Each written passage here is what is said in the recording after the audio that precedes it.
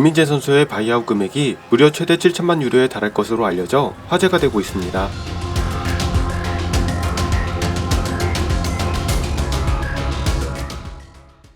나폴리를 세리에A 우승으로 이끈 김민재를 영입하기 위한 빅클럽들의 물밑 경쟁이 치열한 가운데 엄청난 바이아웃 금액이 화제입니다. 5월 5일 일본의 한 축구 전문 매체가 이탈리아 전문가의 말을 인용, 김민재의 바이아웃 금액은 당초 알려진 5천만 유로가 아니라 7천만 유로에 달한다 라는 내용의 기사를 게재했습니다. 국내에는 언론 보도를 통해 이미 알려진 내용입니다만 일본에는 이제야 소식이 전해졌네요. 그렇다면 소식을 접한 일본 축구 팬들은 어떤 반응을 보이고 있을까요? 일본 언론이 전한 기사의 내용과 기사에 달린 댓글 반응을 전해드립니다. 먼저 일본 언론의 기사 내용입니다. 5천만이 아니라 7천만 유로다. 이적시장 전문가가 세리에A 우승의 원동력이 된 한국 수비수의 계약 해지금을 언급. 현지 시간 5월 4일 나폴리는 세리에A 33라운드에서 우디네세와 1대1로 비겼다. 25승 5무 3패로 승점을 80점으로 늘리며 5경기를 남기고 2위 라치오의 16포인트 차이로 무려 33년 만에 세 번째 우승을 차지했다. 그 원동력 중 한 명이 된 것이 센터백 김민재다. 지난 여름 페네르바체에서 1,805만 유로에 가입한 한국 대표 수비수는 개막부터 주전 센터백 위치를 확보. 세리에A에서 32경기에 출전해 2골로 약동하며 첼시로 이적한 칼리두 쿨리발리의 빈자리를 메우는 탁월한 활약을 펼쳤다. 김민재에 대한 평가는 점점 상승해 파리 생제르맹과 리버풀, 맨체스터 유나이티드 등 메가 클럽들이 모두 영입에 관심을 보이고 있다. 김민재와 클럽의 계약은 2025년 6월까지지만 계약 해제금이 설정되어 있어 5천만 유로 안팎인 것으로 알려져 있다. 그러던 중 이적 관련해 정통한 언론인 이그나시우 제누아르디시가 5월 5일 자신의 트위터에 파리 생제르맹 같은 클럽이 김민재를 영입하는 데 필요한 계약 해제금은 5천만 유로가 아니라 7천만 유로다 라고 올렸다. 이것은 구단 수준에 따라 계약 해지금 설정이 달라지는 것을 시사하며 유로파 리그 수준의 클럽이라면 5천만 유로, 챔피언스 리그 수준이면 7천만 유로가 될 것으로 보인다. 또 이 조항이 적용되는 것은 7월 1일부터 7월 15일까지로 시한이 한정된 데다 나폴리도 김민재 측의 연봉 인상과 바이아웃 조항의 삭제나 금액 인상을 놓고 계약 재검토를 협상하고 있어 성사되면 획득하기가 더 어려워질 전망이다. 앞으로의 전개에 이목이 집중된다. 기사에 달린 댓글 반응입니다. 기사가 올라온 지 얼마 안 된 시점의 번역이라 찬반수가 많지는 않습니다. 중국에서 터키를 거쳐 4대 리그라는 마치 은퇴 직전인 선수들의 커리어를 거꾸로 돌린 것 같은 약간 이질적인 커리어지. 솔직히 이 정도까지의 레벨이라고는 생각하지 않았다.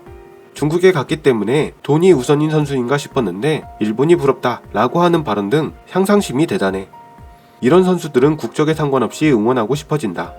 우선 앞으로 1년은 나폴리에 있다가 그 후에 이적해도 좋을 것 같은데. 일본이 부럽다는 건 향상심 같은 게 아니라 해외 이적 시 병역이나 클럽 측의 대응 같은 것을 말하는 것이지 일본이라는 나라 자체를 평가하고 있는 것은 아닌데. 부인도 나폴리의 거리가 마음에 든다라고 말했으니까 앞으로 1년 정도는 나폴리에 남아서 지금의 멤버 플러스 알파로 다음 시즌 챔스에 도전했으면 좋겠어. 어쨌든 하는 축구가 매력적이고 그 높은 라인에서 후방에 사람을 남기지 않는 방식은 민재처럼 스피드가 있고 앞에서부터 압박할 수 있는 센터백이 없으면 말이 안 되니까. 그렇게까지 해서 결과를 남기면 이적료는 더 오를 수 있고 큰돈을 남겨주고 가면 나폴리 서포터들은 이해하고 배웅해줄 거라고 생각해.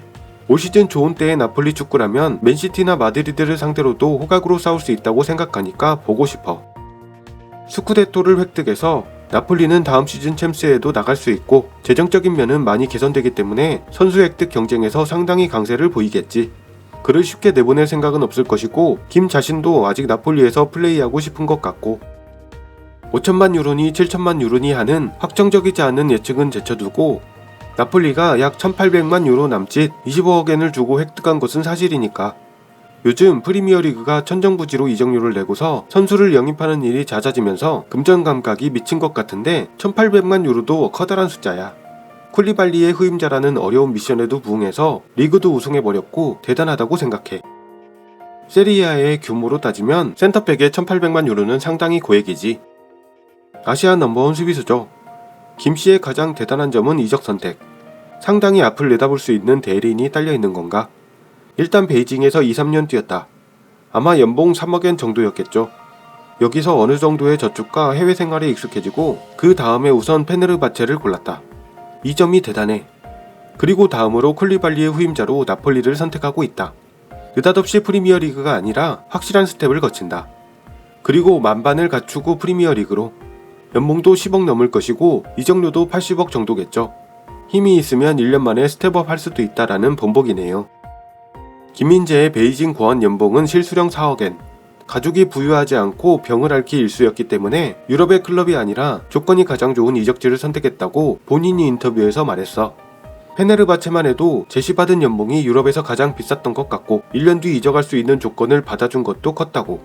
그것도 이때 페네르바체 감독이 중국 슈퍼리그에서 감독을 해서 민재의 플레이를 실제로 봤었으니까. 라치오는 그 전에 이적이 결정됐지만 당시 감독이었던 인자기가 유럽 경험이 없는 선수는 필요 없다며 거절했다던가. 무리뉴는 클럽에 요청을 했지만 이적료에 째째하게 굴어서 이야기가 정리되지 않았다고 인터뷰에서 말했었죠. 잘 모르겠는 것이 세리아 우승 실적이나 남은 계약 연수, 현재 연봉액, 나이가 있다고 해도 5천에서 7천만 유로의 추정 이적료로 실제로 그 금액을 지불하는 쪽이 존재하느냐 없느냐에 달려있겠지만 일본인이었다면 이 정도까지의 이적료가 예상되었을까? 지금이라면 미토마나 쿠보겠지만 그건 그렇고 일본인은 싸지 않아? 국내 리그에서의 육성액이나 시세도 가미된다고 하지만 K리그도 다르지 않은 조건에 있는데 기사가 추켜 세우는 건지 일본인은 싼 이유가 있는 건지 김 선수의 가치가 상당한 건지 이적료 결정이나 추정 기사는 보면 볼수록 알 수가 없습니다. 추정 이적료가 아니라 계약 해제 위약금이야. 계약에 바이아웃 조항이 포함되어 있어. 네이마르가 바르샤에서 파리 생제르맹으로 간 거나 이과인이 나폴리에서 유벤투스로 간 것이 과거의 사례야. 돈을 내면 계약 해지할 수 있으니까 클럽 간 협상 같은 것도 안 해도 돼. 이런 슈퍼 선수를 700만에서 800만 유로에 영입할 수 있었는데 토트넘도 아쉽겠네. 그가 있었다면 지금쯤 챔스 진출권 내에 있을 것이고 케인이나 손에 거취에 안달복달 하지도 않았을 텐데. 민재는 리버풀처럼 수비 라인이 높아야 살아난다. 대표팀이나 토트넘처럼 단단히 지키다가 빠르게 역습하는 팀에는 맞지 않아.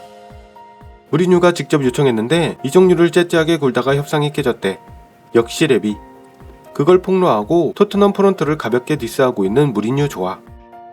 올 시즌 종료 후 프리미어 빅6의 센터백으로서 아시아인 최초로 이적하겠지. 순식간에 토미야스를 앞질렀네. 부럽다. 아시아인이라면 나카지마의 3,500만, 손에 3천만 유로가 최고였던 것 같아. 실현되면 아시아인 최고액은 대폭 갱신되는 것인가?